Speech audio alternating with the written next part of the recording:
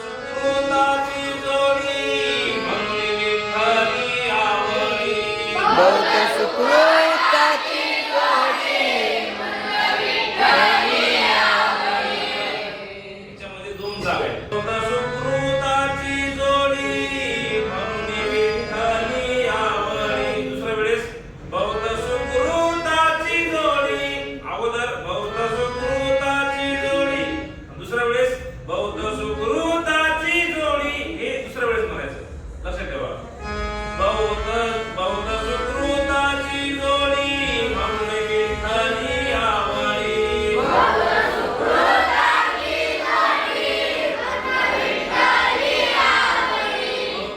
सुकृताची जोडी म्हणून विठ्ठली आवडी.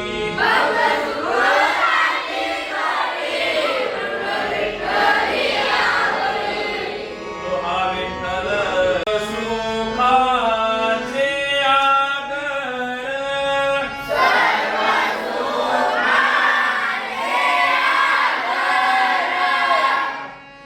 वावर कुमार देवीवर.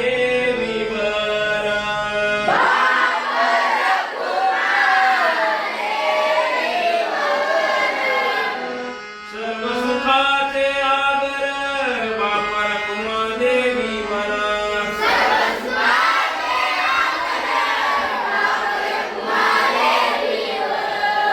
सुखाचे आगर वापर कुमादेवीवर.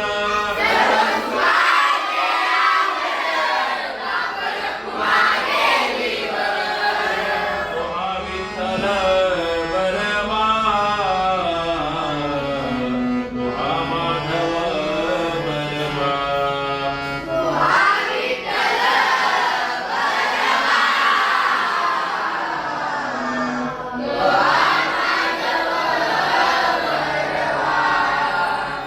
चाल कोणाकोणाला नाही समजली हात वर करा. सगळ्यांना समजली? समजली तुला? हा. आता ही चाल मला या 2 ते 3 दिवसामध्ये सर्वांची ही चाल बसली पाहिजे. समजली सर्वांना? जर कोणाला नसेल समजली ते लगेच हात वर करायचे की मला हे मला समजलं नाही.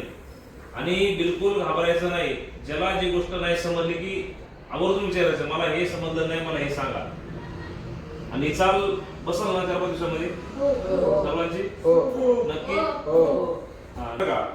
तो रूप पाहता लोचनी सुख झाले ओ साजनी.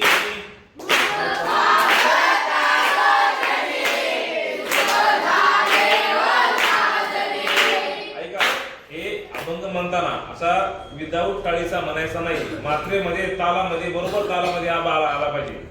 मी सांगतो तसं फक्त कधी बसले ना ताल म्हणायचं. रूप पाहता लोचनी सुख झाले ओ साजनी. कळलं?